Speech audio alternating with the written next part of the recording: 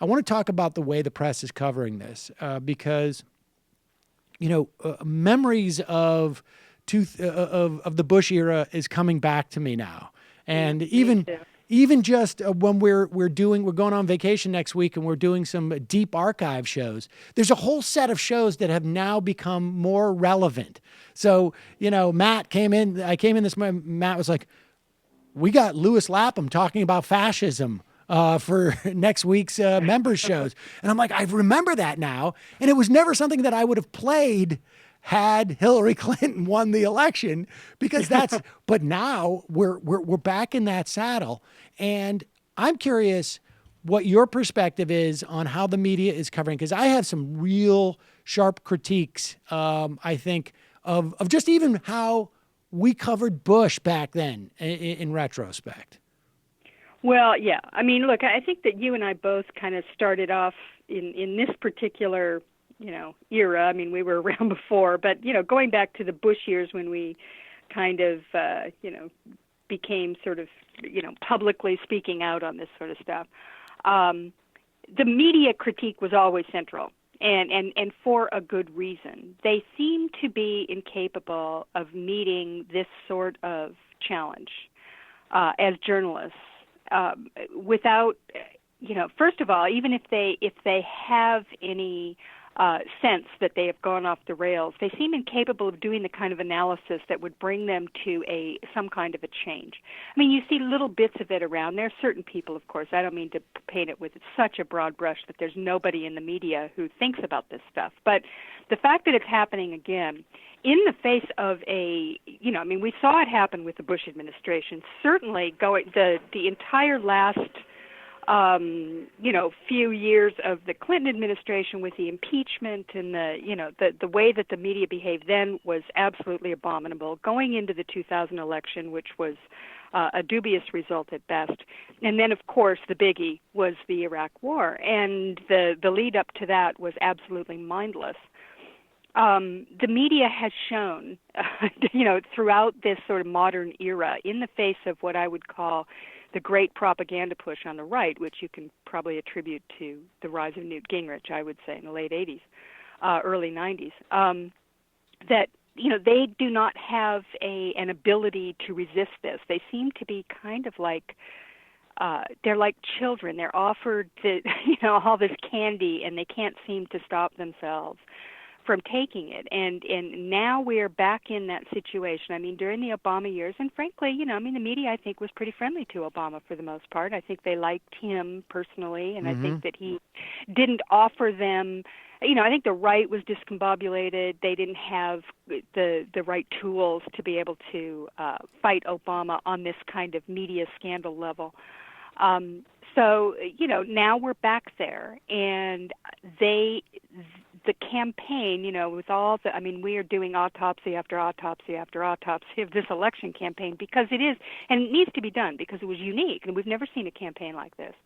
And largely due to Donald Trump, because he is, he's sui generis. He's not somebody he's not a politician. He's a celebrity.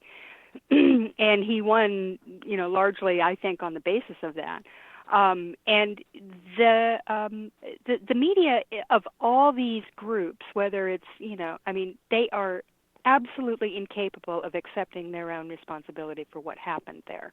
And yet it is obvious that they contributed mightily, whether or not it was their, intense focus on Clinton's alleged misdeeds with her email server, or whether it was this, unbelievable amount of time they gave to Donald Trump for free to just spout his stuff off to, millions of Americans who obviously saw him already as a TV star, and they just sort of added to that glow of celebrity by putting him on TV and letting him ramble for hours. And then putting his supporters on, CNN did this, the other networks didn't, but, Fox just was what it was. But CNN hired all these supporters to just sit there and spout talking points hour after hour after hour without any kind of conservative, and there were plenty of conservative critics of Donald Trump, but they were given very little airtime. But I wonder, I mean, all that's true about the election, but I don't want to spend too much time on that because I'm not convinced I'm not convinced that in the places where it made a difference, that those people are watching that much cable Maybe not. television. I mean, like there's, cable television, when it does good, maybe 10 million people watch it. And it creates, I'd certainly agree and have to feel this. Otherwise I might as well just go home.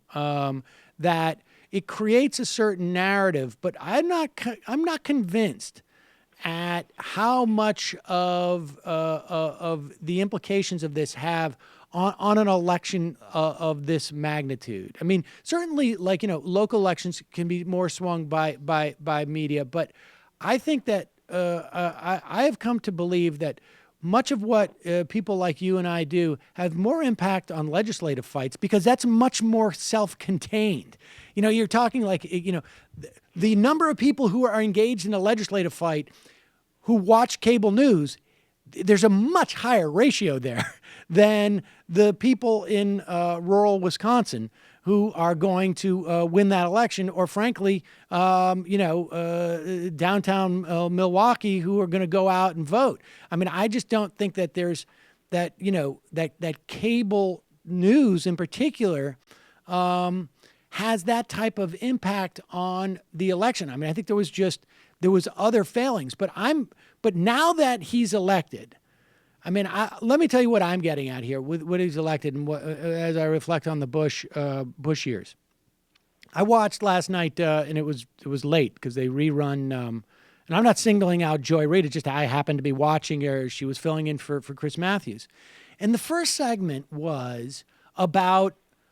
I was barely half watching it, but it was about Bill Clinton apparently had tweeted out something or had given an interview saying that Donald Trump doesn't know anything about anything, and he got the working class white voters. And then Trump came out with a tweet saying, well, he called me as opposed to I called him. And there was like 15 minutes of this. And I'm thinking to myself, this can't be the top story.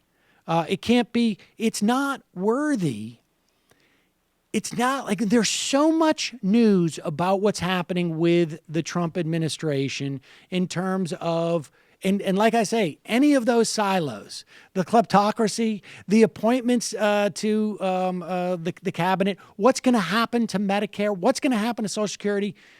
There is, and this is ostensibly like the biggest voice, right, as it stands now, that is like focused on dissent, theoretically, right, is MSNBC. I don't know if it's going to stay that way. I don't know. I'm not saying they're a perfect messenger by any means, but focusing on the individual and his psychological issues, it seems to me, is how that election was lost, right? There was no engagement on the implications of policy where it impacts everybody. And that, to me, I feel like during the Bush years, there was a lot of like, he's shrub, not Bush. Well, that's funny, but I don't think that's going to really tell the story. It wasn't until people started talking about substantive things that he was going to do. He's going to take away your Social Security. Oh, well, in that case, or these guys are horribly corrupt. They're hiding a potential sexual predator amongst Congress. I mean, those type of things are, it seems to me, have a lot more salience than Donald Trump is, he's crazy. I worry about, I worry about that. And I wonder if this time around, as we construct the vehicles for dissent, I think we're better situated for it to be about policy, it seems to me. And I don't mean in a dry sense, but in just, it's pretty vivid. Like, a lot of people are going to lose their health insurance. I hope you're not sick, because if you are, you're going to lose your health insurance. These type of things seem to be pretty ripe for the taking. Now, maybe it's just because he's not even president yet that you can't talk about this stuff, but it seems like there's a lot to talk about. Oh, I agree. And I think, look, if there's one thing that I think we can be sure of, it's that talking about the general indecency of Donald Trump, most a lot of people in this country, half of voters almost, don't care. I mean, I think we saw that in the campaign. I mean, Hillary Clinton's campaign was an appeal to the decency of the average American. Yeah. And, the majority voted against him, and I think largely on that basis. They didn't like what they saw. He's a crude, disgusting human being, and we know that, and he's not very intelligent, and he's got a violent streak, and there are a million things about him that we all know. And her campaign was showing, and I think they probably, we'll read books about this later, probably showed in focus groups that people were appalled when they saw the stuff that he said and went, oh, my God. It didn't matter. In the end, there were enough votes in the right places to make him president anyway, which means that, I don't know, some 62 million people voted for him. That's a lot of people.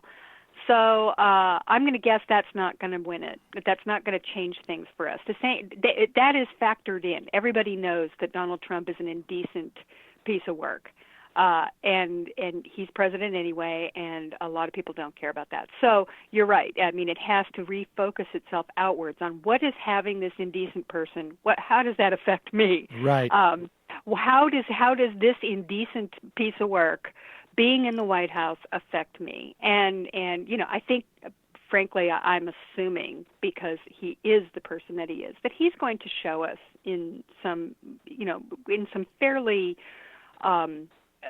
obvious ways how his indecency will play out as a person. And so it may be one of those things where you don't have to say it. It's just kind of, let's assume we all know that Donald Trump is an indecent piece of work.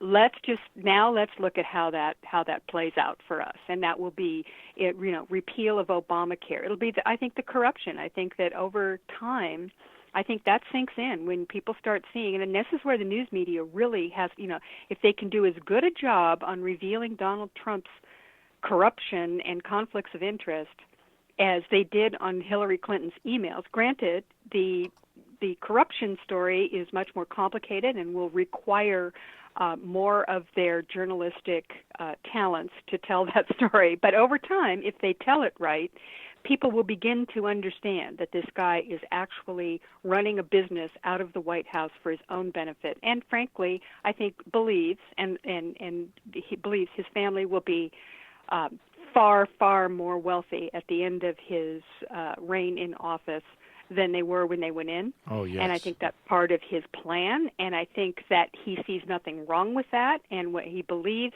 to give him the benefit of the doubt here, I think he believes that whatever is good for Donald Trump and the Trump organization and his kids is good for the USA.